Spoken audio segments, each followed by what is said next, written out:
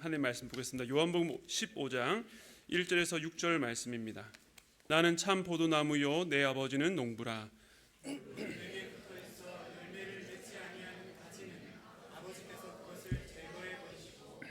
무릇 열매를 맺는 가지는 더 열매를 맺게 하려 하여 그것을 깨끗하게 하시느니라. 너희는 내가 일러준 말로 이미 깨끗하여 졌으니 내 안에 거하라 나도 너희 안에 거하리라. 가지가 포도나무에 붙어있지 아니하면 스스로 열매를 맺을 수 없음 같이 너희도 내 안에 있지 아니하면 그러하리라. 나는 포도나무요 너희는 가지라. 그가 내 안에 내가 그 안에 거하면 사람이 열매를 많이 맺나니 나를 떠나서는 너희가 아무것도 할 수 없음이라. 사람이 내 안에 거하지 아니하면 가지처럼 밖에 버려져 마르나니 사람들이 그것을 모아다가 불에 던져 사르느니라. 아멘. 네, 아멘. 오늘 혹시 컵을 부끄러워서 받지 못하신 분들은 나중에 탕비실에서 개인적으로 수령해 가시면 되겠습니다. 네, 오늘은 내 안에 거하라 하는 제목으로 할 말씀 나누겠습니다. 매년 송구영신 예배 때에 다음 해의 주제 말씀으로 함께 나눕니다. 개척하고 첫 번째 송구영신 예배 때는 시편 77편 말씀으로 길을 만드시는 주라는 주제로 2023년을 함께 보냈습니다. 교회를 개척하고 모든 것이 처음이었던 그때에 길을 열어주시기를, 또 우리의 삶에 닫혀져 있는 그 모든 보이지 않는 길을 열어주시기를 소망했습니다. 그리고 두 번째는 작년이었죠. 히브리서 4장 말씀으로 은혜의 보좌 앞에 라는 주제로 우리 성도들이 예배와 또 개인의 처소에서 부으실 은혜를 사모하며 주님의 은혜 보좌 앞에 간절히 나아가기를 소망했습니다. 그리고 2025년을 바라보며 어떤 주제로 말씀을 나눌까를 하반기부터 계속 고민하며 기도해 왔습니다. 그러다가 지난 12월 첫날 요한복음 14장의 말씀을 마무리하고 나서 15장의 첫 부분으로 올 송구현 예배 때 내 안에 거하라 이 주제로 삼아야 되겠다는 감동을 주셨습니다. 그러고 보면 하나님께서 우리를 점점 더 주님께로 가까이 인도하시는 것 같습니다. 모든 장애를 뚫고 길을 열어서 은혜의 보좌 앞에 나오는 것을 넘어서 이제는 예수 그리스도 안에까지 들어와서 머물라 하십니다. 올 한 해 주님 안에 거하는 한 해가 되시기를 주님의 이름으로 축복합니다. 한 달 정도 요한복음을 쉬었기 때문에 잠시 돌아보면 13장부터는 예수님께서 제자들과 유월절 만찬하신 이후에 고별 설교가 이어집니다. 즉 십자가를 지기 전에 마지막 이 제자들과 함께 머물면서 그들이 알아야 될 것들, 그들이 붙잡아야 될 그 약속의 말씀을 전한 것입니다. 그러나 어찌된 일인지 제자들은 그 주님의 말씀을 들으면 들을수록 마음의 두려움만 더 커져갔습니다. 무엇보다도 예수님께서 그들을 떠나신다는 그 말씀이 그들에게는 충격으로 다가왔습니다. 그런 제자들에게 예수님은 근심하지 말라, 세상이 줄 수 없는 나의 평안을 너에게 주겠다고 약속하셨습니다. 왜 그런지 주님께서 여러 말씀하셨는데 두 가지로 정리해보면, 요약해보면, 먼저는 주님이 떠나시는 것이 너희들에게 더 좋은 일이라는 것입니다. 두 번째는 내가 너희를 떠난다 할지라도 너희를 그냥 내버려 두지 않겠다는 말씀이었습니다. 바로 이 약속을 위해서 또 다른 보혜사 성령님을 보내시겠다고 약속하신 것이죠. 주님은 제자들이 장차 갈 처소를 예비하기 위해서 떠나신 것이며 자신이 떠나셔야 성령을 보낼 수 있었습니다. 그리고 성령이 오시면 제자들이 주님이 하신 일과 함께 그보다 더 큰 일들도 하게 될 것입니다. 그들 고아처럼 버려두지 않고 성령께서 주님이 말씀하신 그 모든 것들을 친히 가르치시고 생각나게 하실 것입니다. 그러면서 마지막에 주신 말씀이 14장 마지막에 일어나라 여기를 떠나자 했습니다.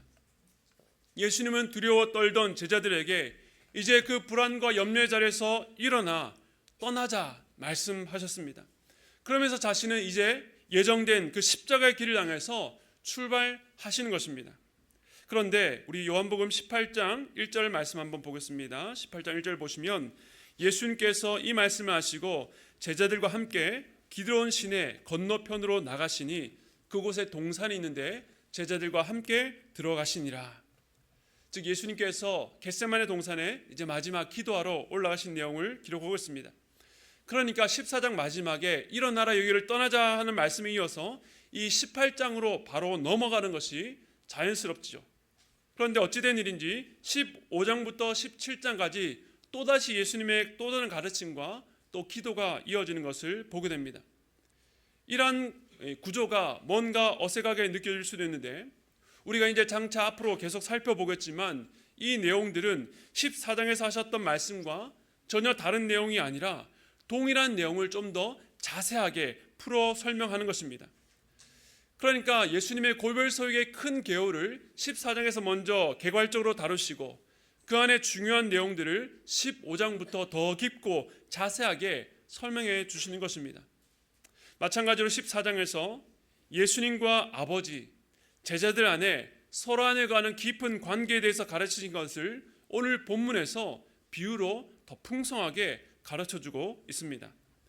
오늘 본문 15장 1절에 보면 나는 참 포도나무요 내 아버지는 농부라 라고 말씀하고 있습니다. 요한복음에 보면 에고에이미라고 해서 나는 무엇이다 라고 자신을 선포한 말씀이 모두 7가지 나옵니다.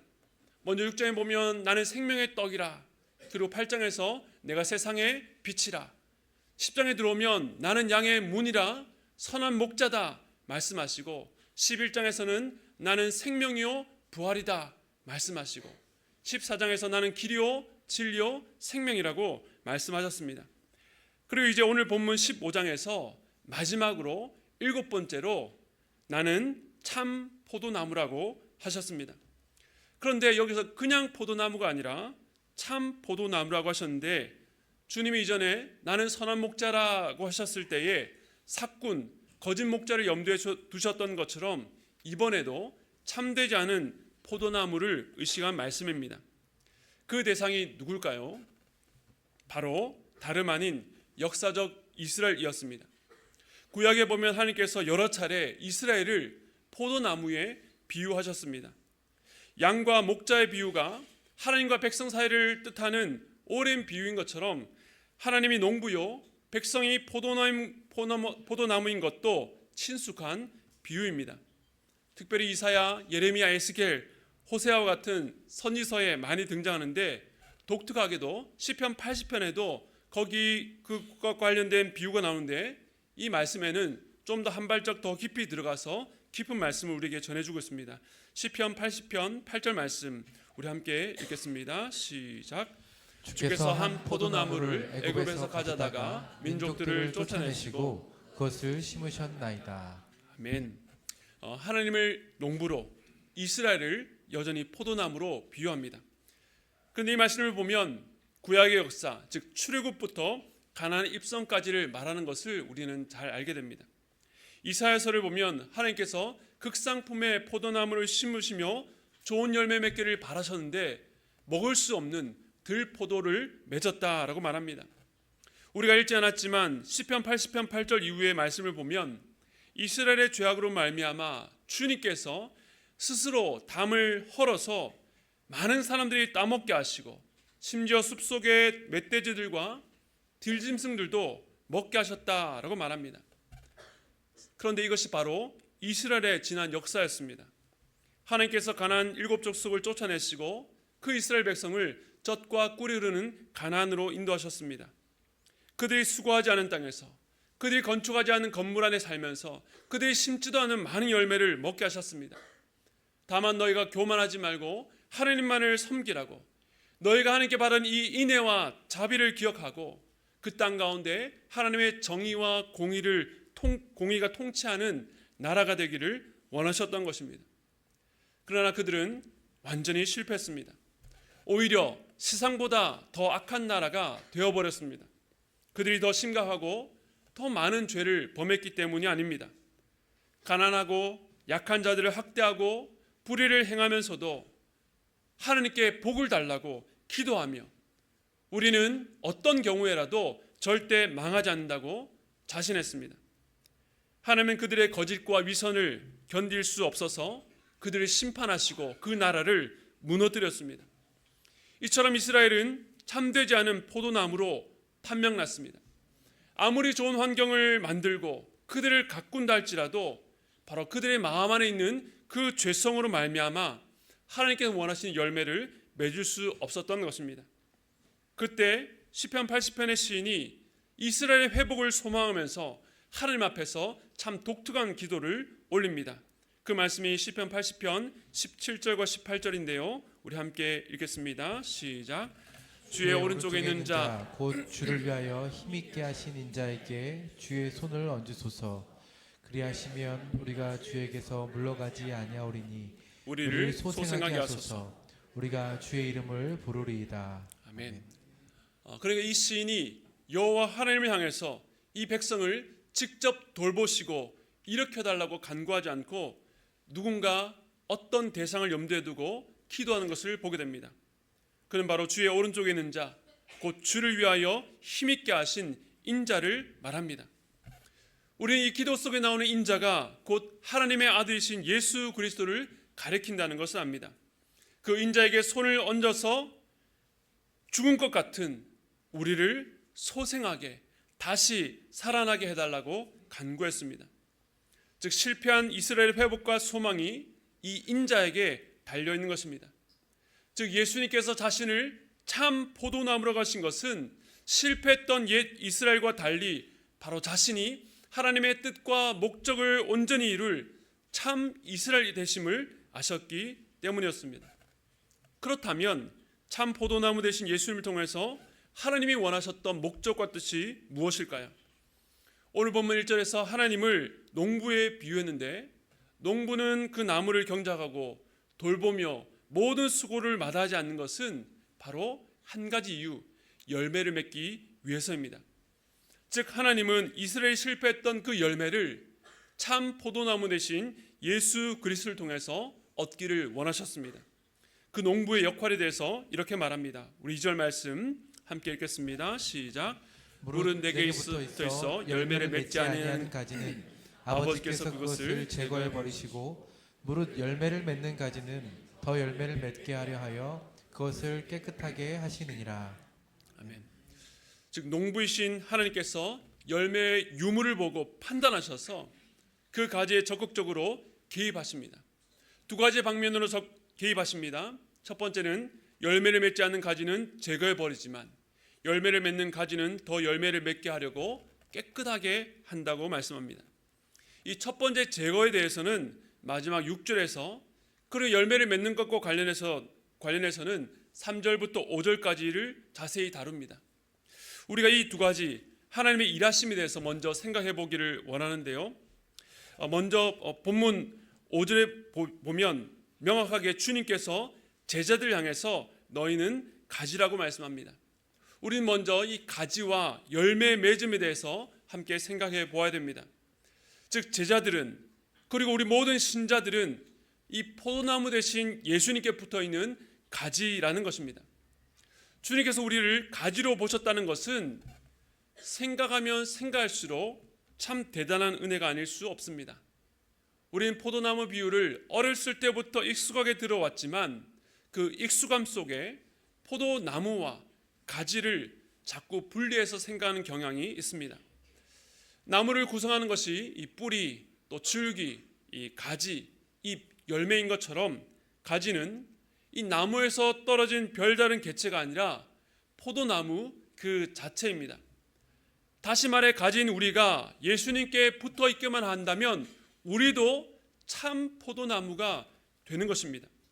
거기다가 포도나무의 열매가 가지를 통해서 맺는다는 것은 예수님께서 가진 제자들과 성도들을 얼마나 귀하게 여기시는지를 보여줍니다. 포도 열매는 뿌리나 줄기가 아니라 바로 이 가지에서 열리기 때문입니다. 즉 하나님께서 원하시는 열매가 성도들의 삶을 통해서 그 삶의 현장을 통해서 드러나기를 원하시는 것입니다. 예수님은 우리를 일회용 도구나 허드렛 일이나 하는 품꾼이 아니라 포도나무의 핵심과 존재 이유인 귀한 열매가 맺혀 드러나는 영광의 자리를 허락해 주셨습니다. 우리를 얼마나 사랑하시고 귀하게 여기셨는지 놀라운 특권입니다. 그렇다면 이 열매는 무엇을 말하는 것일까요? 여기에 대해서도 다양한 의견이 있습니다. 어떤 학자는 성도가 복음을 전해서 주께로 돌아온 자들을 말하고, 또 어떤 이들은 갈라디아서의 성령의 9가지 열매와 같이 성도의 인격과 성품에서 일어나는 변화를 말합니다. 또 어떤 학자들은 성도들의 의롭고 착한 행실을 열매라고 말하기도 합니다. 그런데 저는 어느 한 가지에 국한시킬 필요 없이 그것이 전도의 열매든 내면적인 성품의 열매든 외적인 선행이든 모두가 우리가 맺을 열매라고 생각합니다. 그런데 가장 기본적으로 생각한다면 포도나무에서 포도가 자라고 사과나무에서 사과가 열리는 것처럼 참 포도나무 대신 예수님께 붙어있는 가지라면 당연히 그 열매의 종류가 어떠하든지 이 열매는 반드시 예수님과 관련되어 있어야 된다는 것입니다.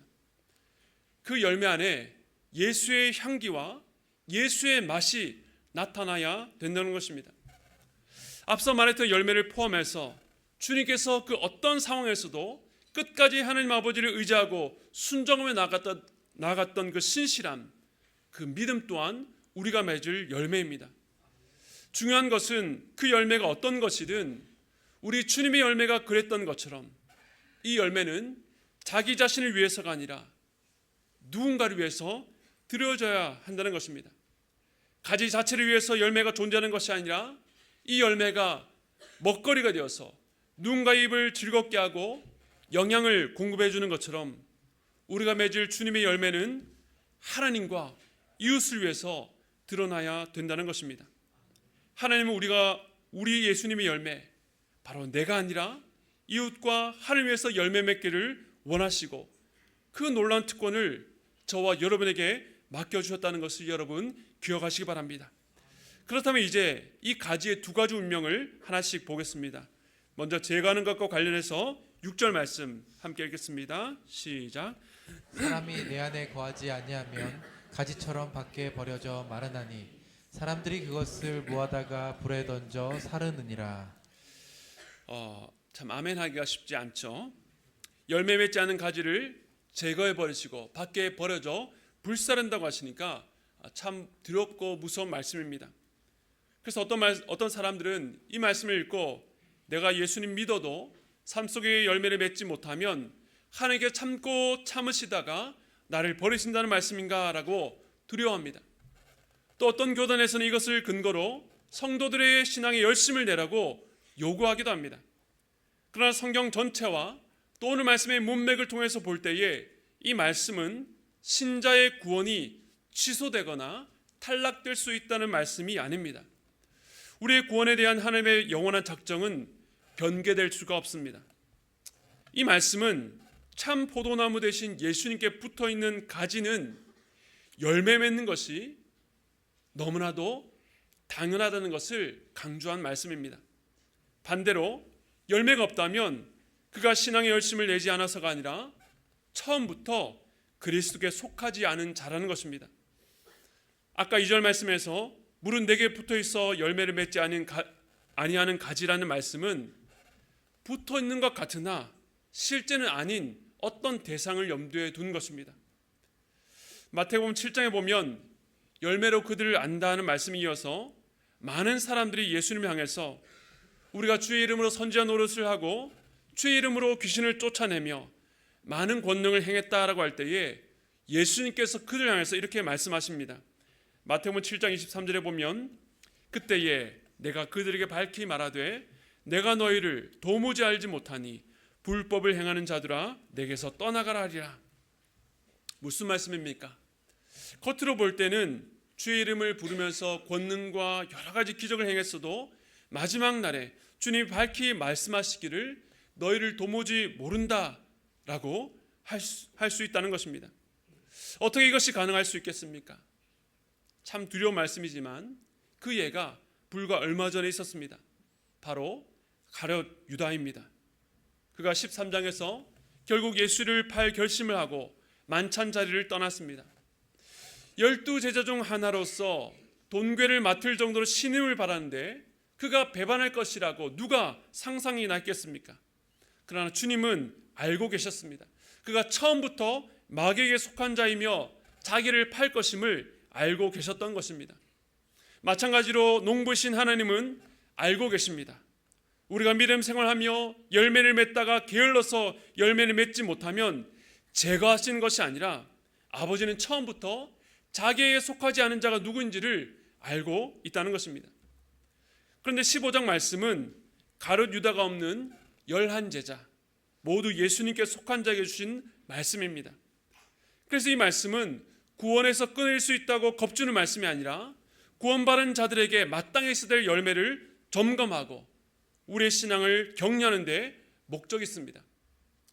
영국의 탁월한 설교자인 마틴 로이드 존스 목사님께서 이런 말씀을 했는데요. 제가 한번 읽어보겠습니다. 우리 영혼의 상태에 대해서 염려하고 고민하는 것은 그 자체로 우리가 하나님의 말씀과 하나님의 영에 대해 민감하며 우리 안에 영적인 생명이 있다는 증거다.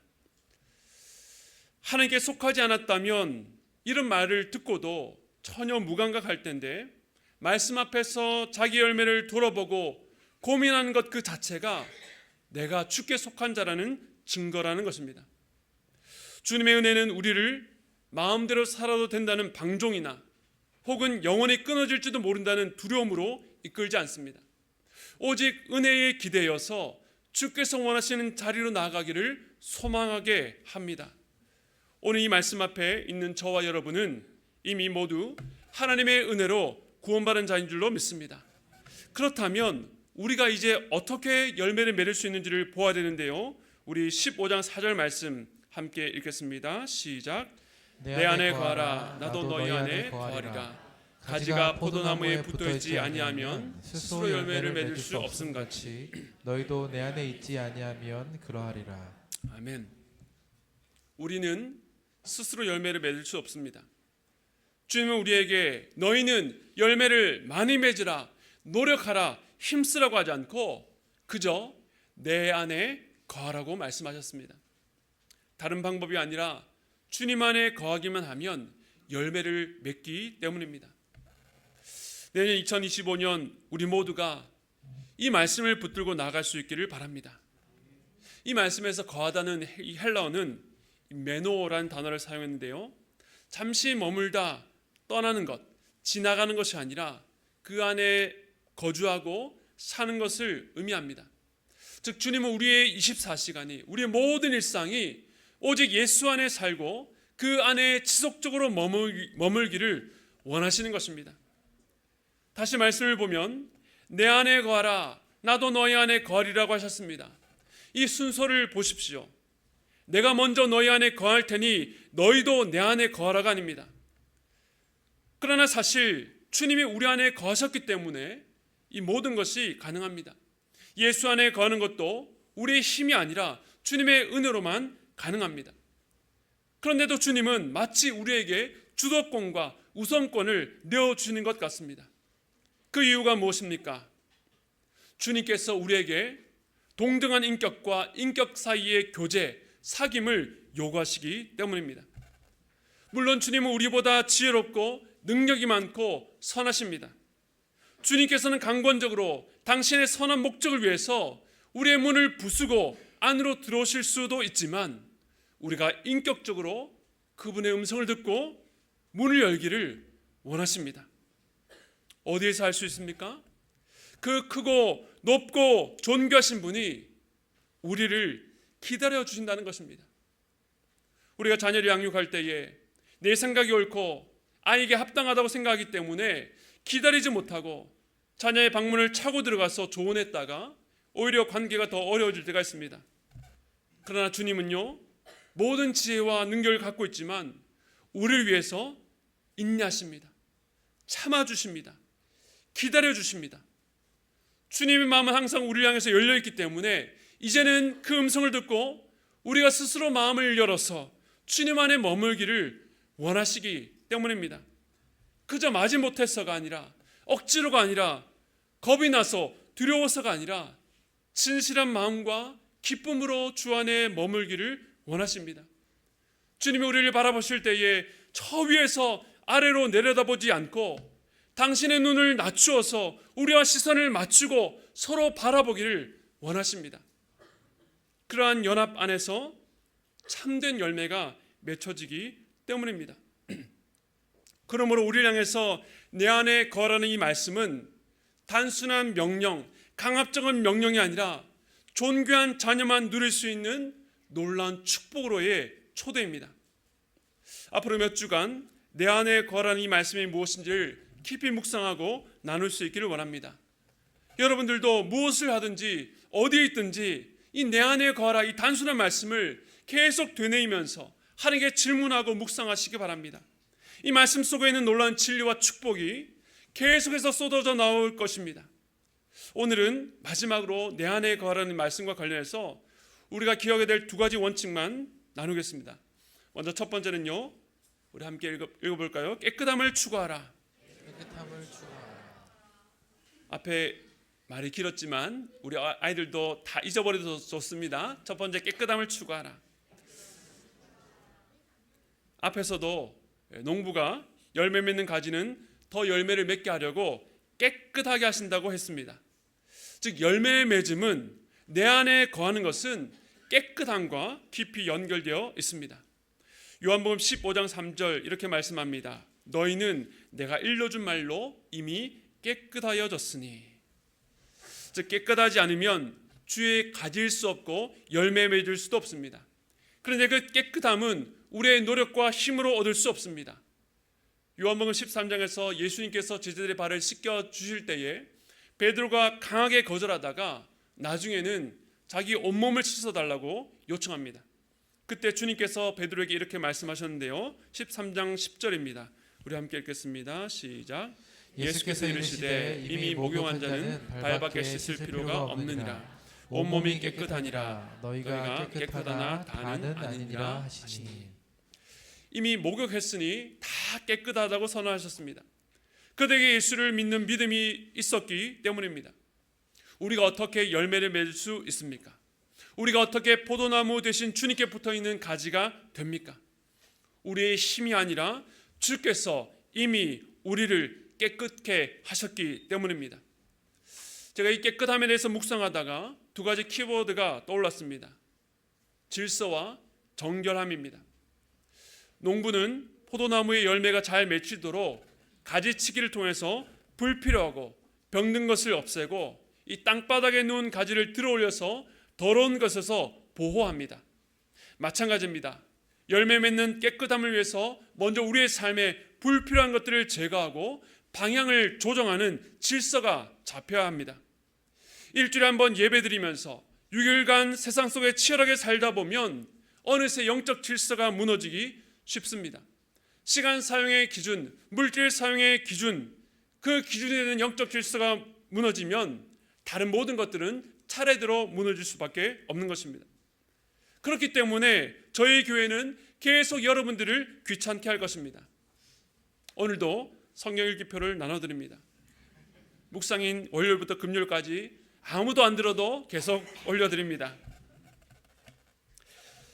묵상인을 듣지 않으셔도 묵상하는 성도들이 더 많아지기를 바랍니다. 거기다 감사 노트를 쓰시라, 훈련받으라, 훈련받으면 소감문 쓰시라, 계속 귀찮게 해드립니다. 그런데 여러분 그거 아십니까? 이 귀찮게 하는 일을 통해서 도전받는 성도들이 일어납니다. 아까도 우리 성경 읽기 시상을 했는데요. 그 중에 한 집사님은 지금까지 오랫동안 신앙생활을 해오시면서 비로소 올해 처음으로 성경을 제대로 읽기 시작하셨는데 12월 초가 됐는데 벌써 이독을 하셨다고 연락을 주셨습니다.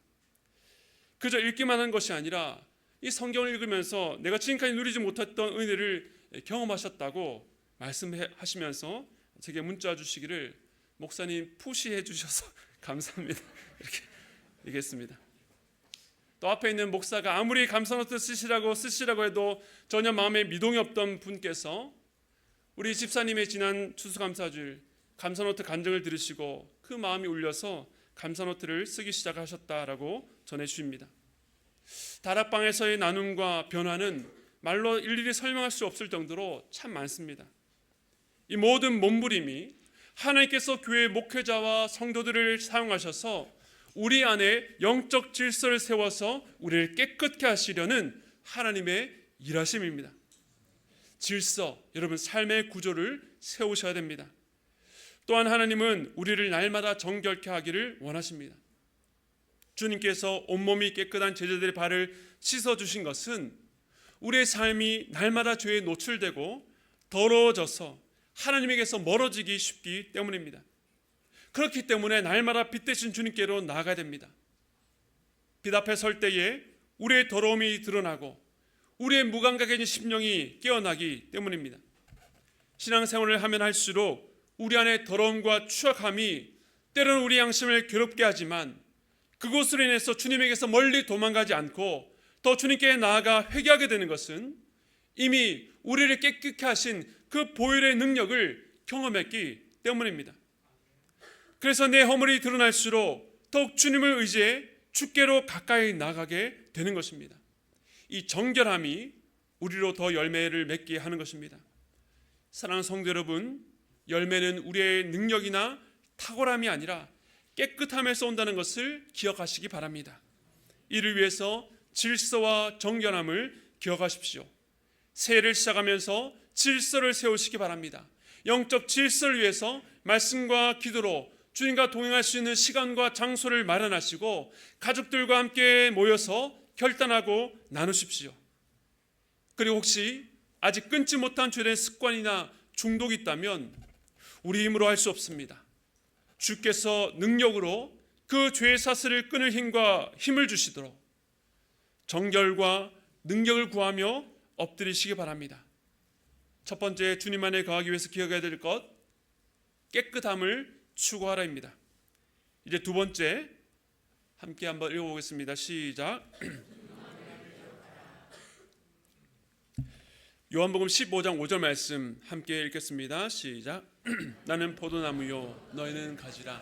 그가 내 안에 내가 그 안에 거하면 사람이 열매를 많이 맺나니 나를 떠나서는 너희가 아무것도 할 수 없음이라. 아멘. 우리가 주님 안에 거해야 될 가장 강력한 이유, 나를 떠나서는 너희가 아무것도 할 수 없기 때문입니다. 이 마지막에 있는 말씀이 마치 내 안에 거하라 라는 말씀의 골 반대편에 있는 말씀처럼 다가왔습니다. 즉 긍정문으로 새겨될 그 말씀이 내 안에 거하라였다면 부정문으로 우리 마음에 새겨될 말씀이 주님을 떠나서는 나는 아무것도 할 수 없다입니다. 때로는 긍정문보다 부정문이 우리 마음에 더 깊이 다가올 때가 있습니다. 주님 안에 거하기 위해서는 주님을 떠난 우리의 무능함을 철저히 고백하고 기억해야 하는 것입니다. 어떤 분들은 일생 동안 지독한 자기 관리로 자기를 절제하며 하루 24시간이 모자랄 만큼 치열하게 살아갑니다. 인생에서 많은 부를 쌓고 주변을 돕고 선한 영향을 많이 끼칩니다. 하지만 만약에 이 모든 인생의 열매가 주님 없이 주님을 모르는 가운데 주님을 떠나서 맺은 열매라면 세상이 볼 때 아무리 칭송을 하고 아무리 큰 업적이라고 높일지라도 이 모든 것들은 nothing, 아무것도 아닙니다. 하지만 세상이 보기에 내세울 것 없는 내가 보기에게도 그 진행이 너무나도 더디고 그 열매가 초라해 보여도 우리가 주 안에 있다면 그 열매는 세상에 감히 흉내낼 수 없는 값지고 놀라운 열매가 될 것입니다. 사랑하는 성도 여러분, 새해를 시작하면서 우리 마음에 여러 소망이나 다시 무언가를 해보리라는 결단이 있을 줄로 압니다. 그러나 우리가 아무리 많은 계획을 세우고 소망과 결단을 한다 할지라도 그 앞서서 먼저 기억해야 될 것은 내가 주님을 떠나서는 아무것도 할 수 없다는 무능함입니다. 세상의 눈으로 보면 새해가 시작되면서 자기의 무능함을 기억한다는 것이 너무나도 어리석은 말입니다. 하지만 주님을 떠나서는 나는 아무것도 아닙니다. 주님을 떠나서는 나는 아무것도 할 수 없다는 이 무능력한 고백이 우리의 가장 능력 있는 고백이 될 줄로 믿습니다. 이 고백이 열매 맺을 수 없는 내 능력, 내 지혜, 내 힘을 떠나서 계속해서 주님 안에 거하도록 격려할 것입니다. 사랑하는 성도 여러분, 2025년 주 안에서 풍성한 열매를 맺는 삶이 되기를 축복합니다. 그 열매로 하나님께 영광이 되며 여러분의 가정과 교회와 직장과 이웃들을 살리고 먹이는 양식 되기를 바랍니다. 그러기 위해서 예수 안에 거하시기 바랍니다. 두 가지를 말씀드렸습니다. 깨끗함을 추구하라. 주여 내 삶의 질서를 세워주시고 순종하며 따르게 하여 주시옵소서.